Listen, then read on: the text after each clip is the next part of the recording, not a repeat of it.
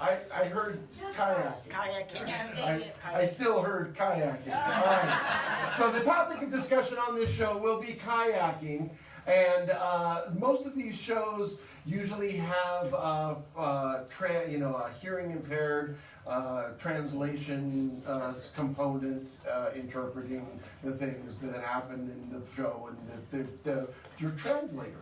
So let's see what happens with that. That was perfectly clear. Yeah.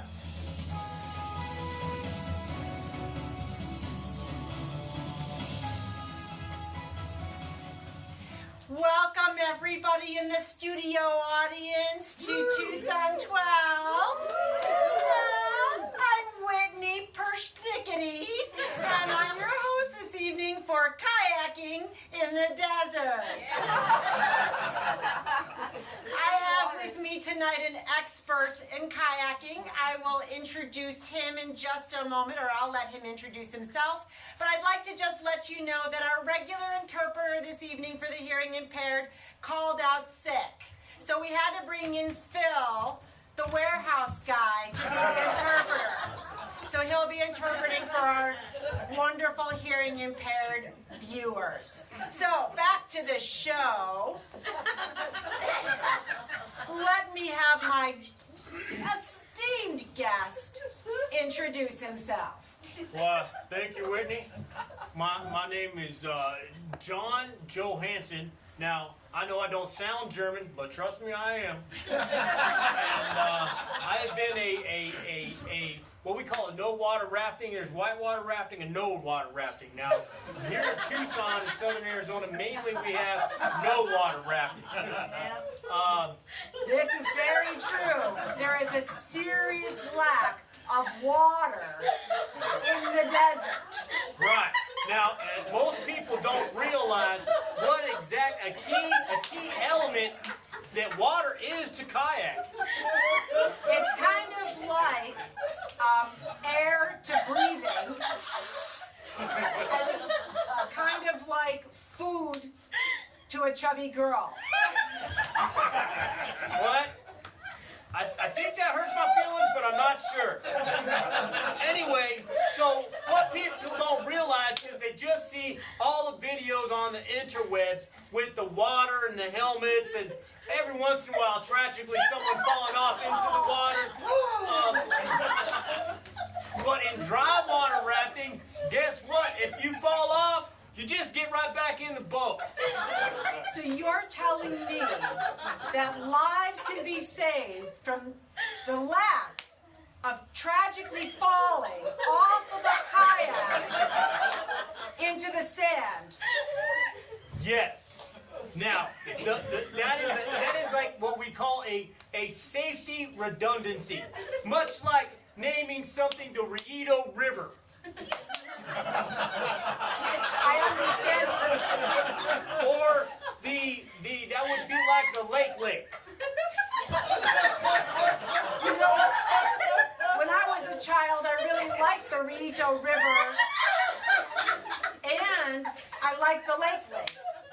And I really liked boating on the Rieto River and the Lake.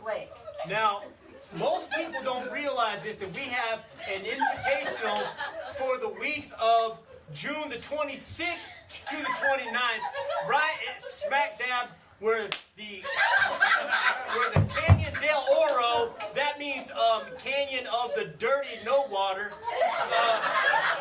meets the River. Fascinating. Look, I find it interesting that a man of your caliber says smack dab. Well, the thing about smack dab is we try to give things what we call a southwestern flair. Excellent. So I'm going to say smack dab to that. Right. Smack dab and gosh darn it. Now, the only thing is, occasionally you have to be careful when you're in the river, that occasionally they will become wet. Because it could rain 27 miles from here, and then next thing you know, you've gone from dry water rafting to very extremely dangerous whitewater rafting. Absolutely. We lost 4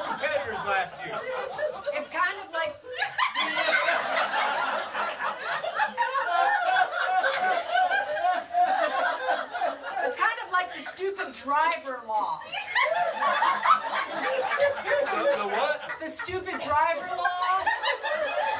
Maybe there needs to be a stupid voter law. I think that, okay, oh, that's like a redundancy. You're catching on. Like a stupid, like if you're in a dry river already, I mean, right? You shouldn't plan on dry river kayaking when monsoon season is upon us. Because Right, you or can when wind- it's getting ready to rain. Because you can wind up wet and dead like those Or competitors. worse, out in Marana somewhere. Because you know all the rivers and lakes run upstream from here. It's so weird. Now, not very many people know this, but Arizona has the only river with no water that flows north. I have learned so much from you today. Smack dab it, you are good. Gosh darn, I'm going to have you on next week too. All right, I'll be here and there. Excellent. Thank you so much for coming today. Thanks for having me.